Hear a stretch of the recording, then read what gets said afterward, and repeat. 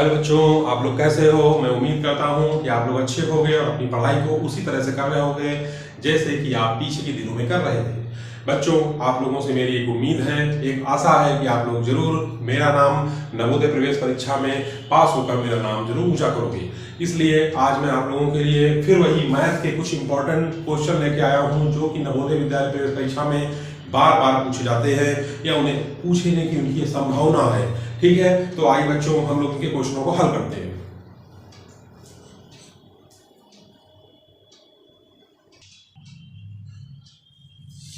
चलिए बच्चों, हम लोग सामने एक सवाल आ गया है, एक क्वेश्चन आ गया है। ये क्वेश्चन नवोदय विद्यालय प्रवेश परीक्षा में इसके आने की संभावना है बच्चों। तो आप लोग देखिए, सवाल आप लोगों के सामने है। पहले आप लोग खुद से इसको हल करके बताइए कि इसका आंसर क्या होगा। क्या इसका ऑप्शन ए होगा, बी होगा, सी होगा या फिर डी होगा। क्योंकि बच्चों इसमें जो है ये सवाल बहुत ही आसान है। मतलब क्या करना है, एक सवाल दे दिया गया ऐसे तो देख कर लगे कि नहीं तो बहुत कठिन होगा।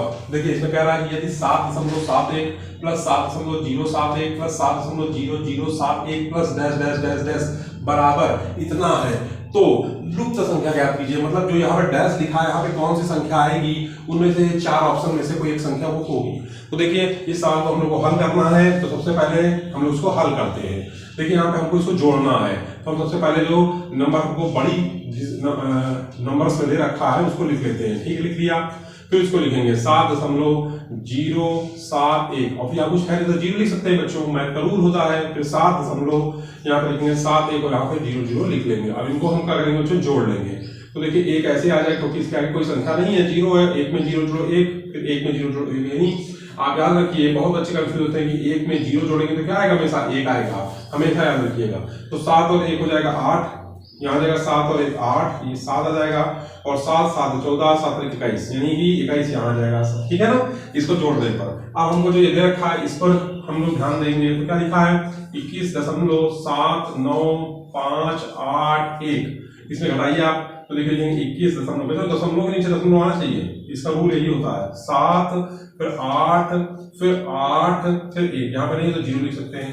अब घटाइए, माइनस करिए तो 1 यहाँ आ जाएगा, 8 में गया 7, यहाँ पे 5 है तो 15 में 8 गए 7, यहाँ 9 हासिल दे दिए तो 8 बचा, 8 में 8 गए 0, 7 में 7 है 0.00, यानी कि हमारा जो आंसर होगा इनमें से कोई एक होगा। ठीक है ना, तो आइए चलिए देखते हैं कौन सा इसका ऑप्शन है। तो देखिए इसका सी ऑप्शन सही है, यही हमारा आंसर हो जाएगा। तो देख रहे हैं आप लोग, आपको ये सवाल समझ में आया कि नहीं आया। कुछ नहीं किया हमने, सबसे पहले क्या किया, इसको इन तीनों को जोड़ लिया, जोड़ने के बाद हमने इसमें से घटा दिया और क्या आया, यही हमारा आंसर हो गया बच्चों। क्योंकि सवाल देखने में जरूर हमको बड़ा लग रहा था लेकिन ये सवाल है आसान। ठीक है, तो आपको बड़ा देख के सवाल डरना नहीं है, आपको उसको प्रैक्टिस करनी है, कोशिश करनी है। ठीक है बच्चों, क्योंकि हमारे अच्छे से एक कवि है, उन्होंने लिखा है हरिवंश राय बच्चन ने कि कोशिश करने वालों की कभी हार नहीं होती। ठीक है ना, चलिए आगे चलते हैं।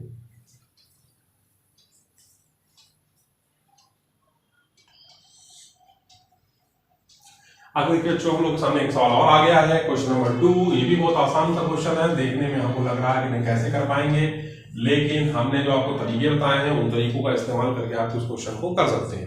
कह रहा है 7 के प्रथम 7 गुणज।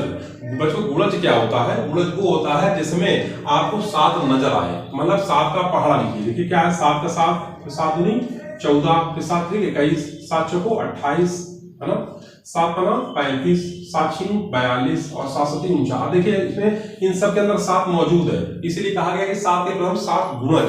7 गुणज क्या होंगे, तो 7 के प्रथम 7 गुणज हमें निकालने हैं। तो देखिए यहाँ पे 7 गुणे 1 7 गुणे 2 7 गुणे 3 7 गुणे 4 7 गुणे 5 7 गुणे 6 7 गुणे 7। देखिए 7 सब में मौजूद है, इसीलिए इसे कहा गया 7 के गुणज।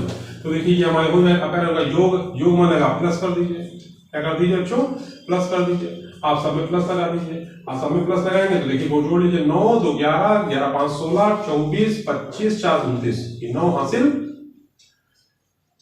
2।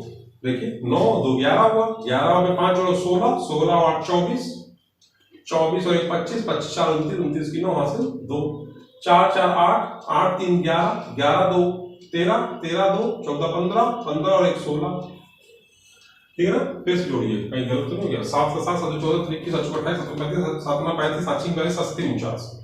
देखिए 1 2 3 4 5 6 7 7 है ना, 9 2 11 11 5 16 16 8 24 24 और 1 16 8 24 24 1 25 25 4 29 7 ये भी जुड़ेगा, 29 7 ही जुड़ेगा क्योंकि ये इकाई में है ना।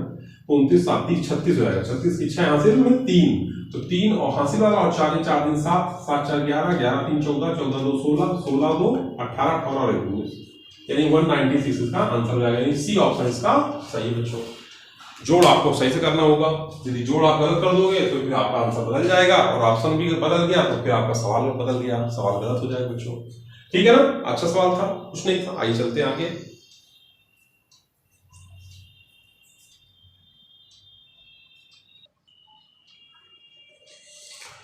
अब देखिए बच्चों आगे चलते हैं। एक सवाल हमारे सामने होगा, आ गया है क्वेश्चन नंबर 3। इसमें तो आपको अपना पेन उठाना है, कॉपी उठानी है, आपने यहाँ बता देना है 13 23 तथा 29 के लिए निम्न में से कौन सा कथन सत्य है। क्या ये सभी अभाज्य संख्याएं, सभी ये भाज्य संख्याएं, सभी सम संख्याएं, सभी 3 से भाज्य हैं।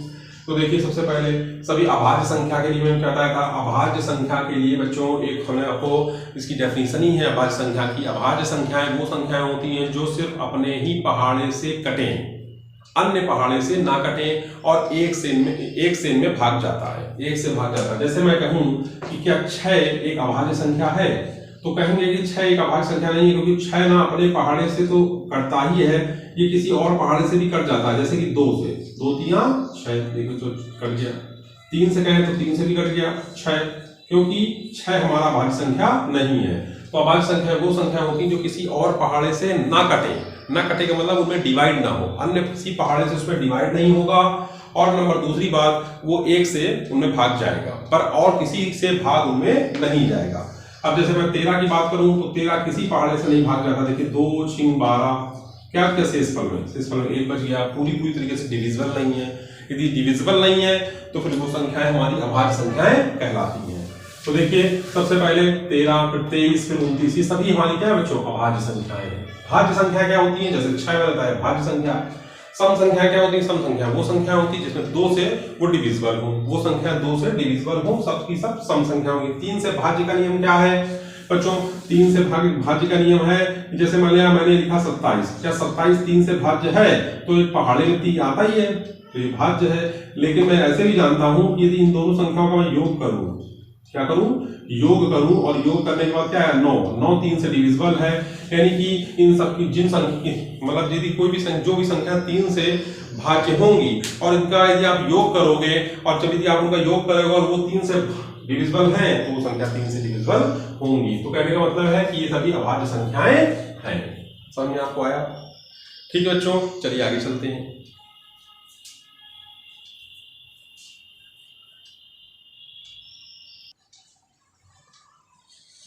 चलिए बच्चों अब आगे चलते हैं। एक सवाल हमारे सामने और आ गया, एक नंबर पैटर्न है, एक संख्या पैटर्न है। कह रहा है संख्या पैटर्न 7 है, फिर 14 है, फिर डैश डैश डैश, फिर 56 है, फिर 112 है। में लुप्त संख्या ज्ञात करनी है। लुप्त माने वो संख्या जो हमको यहाँ पे मौजूद नहीं है लेकिन वो ऑप्शन में जरूर मौजूद है। तो देखिए आइए देखते हैं। देखिए 7 से 14 में कब प्राप्त हुआ होगा, जब हमने इसमें गुणा किया। 7 दूनी 14, 14 का गुणा यदि 2 में करेंगे तो क्या आएगा 28, 28 का गुणा 2 में करेंगे क्या आएगा 56, 56 का गुणा 2 में करेंगे क्या आएगा 5, 112। कहने का मतलब है कि एक पैटर्न पूरा हो रहा है, पैटर्न पूरा हो रहा है, यानी संख्याएं आपस से कोरिलेट कर रही हैं, यानी जो मैंने तरकीब यहाँ पर लगाई है वो बिल्कुल सही बैठ रही है। इसका मतलब है कि जो विकल्प है यहाँ पर क्या आना चाहिए 28, डी ऑप्शन इसका बच्चों सही है। तो देखिए आप लोगों ने नवोदय प्रवेश परीक्षा में जो गणित का परीक्षण है वो बहुत ही आसान पूछाता है, आपको डरने की जरूरत नहीं है, बस जरूरत है तो सिर्फ प्रैक्टिस की, अभ्यास करते रहिए। मैंने आपको कुल 4 सवाल बताए हैं, लेकिन 4 सवालों को बताने का मेरा मतलब यही था कि आपके अंदर वो जो सी जगे, आपके अंदर उत्तेजना जगे कि आप ये सवाल आप कर लोगे। क्योंकि बहुत सारे बच्चों को मैंने देखा है कि मैथ के सवाल लगाते लगाते उन्हें लगने लगता है कि नहीं मुझे तो सब आते हैं, मुझे सारे सवाल आते हैं, और बस उनका वही जो कॉन्फिडेंस है वो ओवर कॉन्फिडेंस में तब्दील हो जाता है। और जब वो ओवर कॉन्फिडेंस में तब्दील हो जाएगा बच्चों तो फिर आपको प्रॉब्लम होगी, आप सवाल को लगाने में आपको दिक्कत आएगी। इसलिए मैं आपसे कह रहा हूं 29 अप्रैल कक्षा 6 नवोदय प्रवेश परीक्षा को आपको यदि जीतना है तो आपको मेहनत करनी होगी। किसके साथ? अपने प्यारे दीपक सर के साथ, जिनके चैनल का नाम है नवोदय विद्यालय प्रवेश परीक्षा, नवोदय विद्यालय समिति, एंट्रेंस बाय दीपक सर। ठीक है बच्चों, तो आज के लिए मैं इतना ही रखता हूँ। कल फिर मैं आपसे मिलता हूँ इसी समय पर। जय हिंद।